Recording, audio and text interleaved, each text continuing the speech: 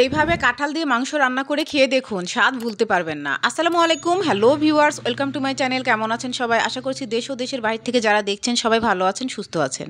চলে আসলাম নতুন একটি ভিডিও নিয়ে। কিভাবে কাঁঠাল দিয়ে গরুর মাংস রান্না করতে হয় সেই রেসিপিটাই আজকে আপনাদের সঙ্গে শেয়ার করব।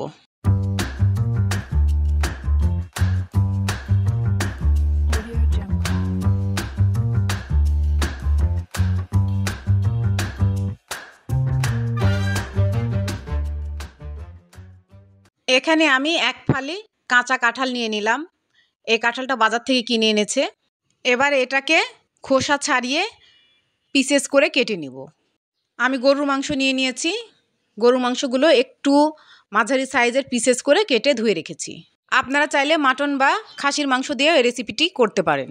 ফার্স্টে মাংসগুলোকে বয়েল করে নিব। তার জন্য একটি কড়াই চুলায় বসিয়ে দিলাম আর মাংসগুলো কড়াইয়ের মধ্যে ঢেলে দিলাম। 1 চামচ লবণ দিলাম এবং 1 চামচ ভিনেগার দিলাম। পরিমাণ মতো গরম পানি অ্যাড করে দিলাম। নেড়েচেড়ে মিক্সড করে দিলাম এবং ঢাকনা দিয়ে ঢেকে দিলাম। মাংসগুলো বয়েল হতে হতে এর মাঝে আমি কাঁঠাল কেটে ধুয়ে এনেছি। ঢাকনা খুলে মাংসগুলোকে নেড়েচেড়ে উল্টে পাল্টে দিব। আবার ঢাকনা দিয়ে ঢেকে দিলাম। এবার কাঁঠালগুলোকে বয়েল করে নিব। তার জন্য একটি সসপ্যান চুলায় বসিয়ে দিলাম আর কেটে রাখা কাঁঠাল পিসেসগুলো সসপ্যানের মধ্যে ঢেলে দিলাম। এবার পরিমাণ মতো পানি ঢেলে দিলাম। সামান্য পরিমাণ হলুদ গুঁড়া দিলাম। নেড়েচেড়ে মিক্সড করে দিলাম। ঢাকনা দিয়ে ঢেকে দিলাম। কাঁঠালগুলোরও বলক চলে এসেছে। ঢাকনা খুলে নেড়েচেড়ে উল্টে পাল্টে দিলাম। কাঁঠাল পিসেসগুলো বয়েল করা কমপ্লিট। এবার পানি ঝরিয়ে নেওয়ার জন্য একটি ঝুড়িতে ঢেলে দিলাম। এর মাঝে গরুর মাংসগুলো খুব ভালোভাবে বয়েল হয়ে গিয়েছে। এবার আমি চুলাটাকে অফ করে দিব। এখন মশলাগুলোকে পেস্ট করে নিতে হবে। তার জন্য একটি ব্লেন্ডার জার নিয়ে নিলাম। পরিমাণ মতো পেঁয়াজ দিয়ে দিলাম। কয়েক টুকরো আদা দিয়ে দিলাম। কয়েকটি লাল কাঁচামরিচ দিয়ে দিলাম। এখানে আমি অফ ক্যামেরায় রসুন এবং জিরা দিয়ে দিয়েছি। ক্যামেরাটা যে অন হয়নি সেটা আমি নোটিশ করিনি, সরি।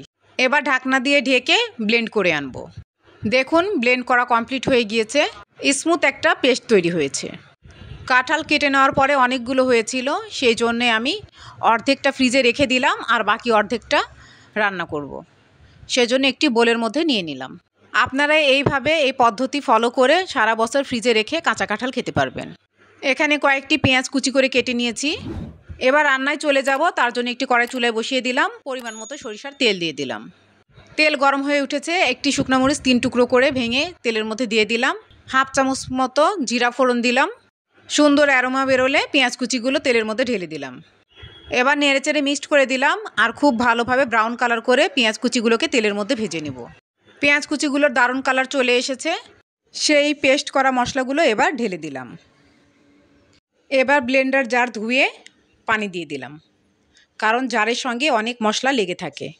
নেড়েচেড়ে ভালোভাবে মিক্সড করে দিলাম। এ পর্যায়ে শুকনো উপকরণগুলো দিয়ে দিব। 1 চামচ হলুদ গুঁড়া দিলাম। স্বাদ মতো লবণ দিলাম। 1 চামচ শুকনো মরিচের গুঁড়া দিলাম। 1 চামচ মাংস মশলা দিলাম। 1/2 চামচ গোলমরিচের গুঁড়া দিলাম। টেস্ট এনহ্যান্স করার জন্য 1 চামচ চিনি দিলাম। আপনারা দিতে না চাইলে স্কিপ করতে পারেন। এবার শুকনো মশলাগুলোকে খুব ভালোভাবে নেড়েচেড়ে মিক্সড করে দিব। মশলাগুলোকে খুব ভালোভাবে কষানোর জন্য ঢাকনা দিয়ে ঢেকে দিলাম।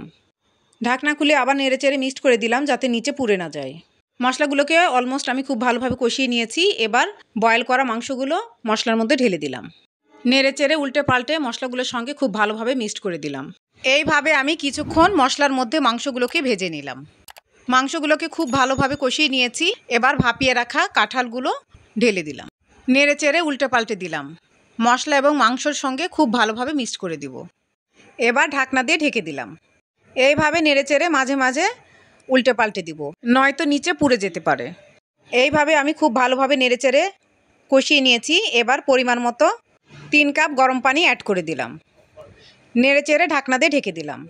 এর মাঝে গরম মশলাগুলো ভেজে নিব। 2 চামচ গোটা জিরাও দিয়ে দিলাম। এবার এগুলোকে একসঙ্গে শুকনো তাওয়ায় ভেজে গুঁড়া করে নিব। এখন মাঝে মাঝে ঢাকনা খুলে নেড়েচেড়ে উল্টে পাল্টে দিব।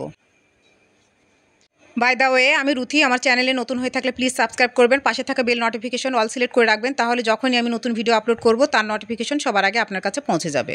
লাইক কমেন্ট করবেন। যারা ফেসবুক ও ইনস্টাগ্রাম থেকে দেখছেন প্লিজ পেজটাকে ফলো দিয়ে রাখবেন, লাইক কমেন্ট করবেন।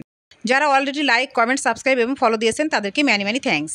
আজকে আমার চ্যানেলের এই ভিডিওটি যিনি ফার্স্ট ভিজিট করেছেন তাকেও ম্যানি ম্যানি থ্যাঙ্কস। রান্নাটা অলমোস্ট রেডি হয়ে গিয়েছে।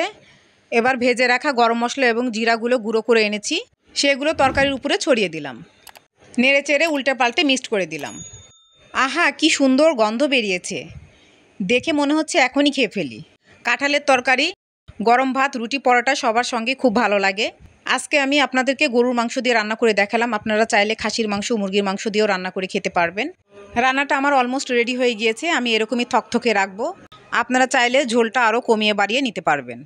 কাঁঠালের তরকারি রান্না করতে কম বেশি সবাই পারেন, কিন্তু আমার রেসিপি ফলো করে একবার রান্না করে খেয়ে দেখুন, স্বাদ ভুলতে পারবেন না। দেখতে যেমন লোভনীয় হয়েছে, খেতেও তেমনই টেস্ট হয়েছে। আপনারা বাসায় রান্না করে খেয়ে আমাকে কমেন্টে অবশ্যই জানাবেন কেমন হয়েছিল। রেডি হয়ে গেল গরুর মাংস দিয়ে কাঁচা কাঁঠালের রেসিপি। নিউ ভিডিও দেখার ইনভাইট করে আজকে বিদায় নিচ্ছি। ভালো থাকবেন, ভালো রাখবেন, আমার জন্য দোয়া করবেন। আল্লাহ হাফেজ।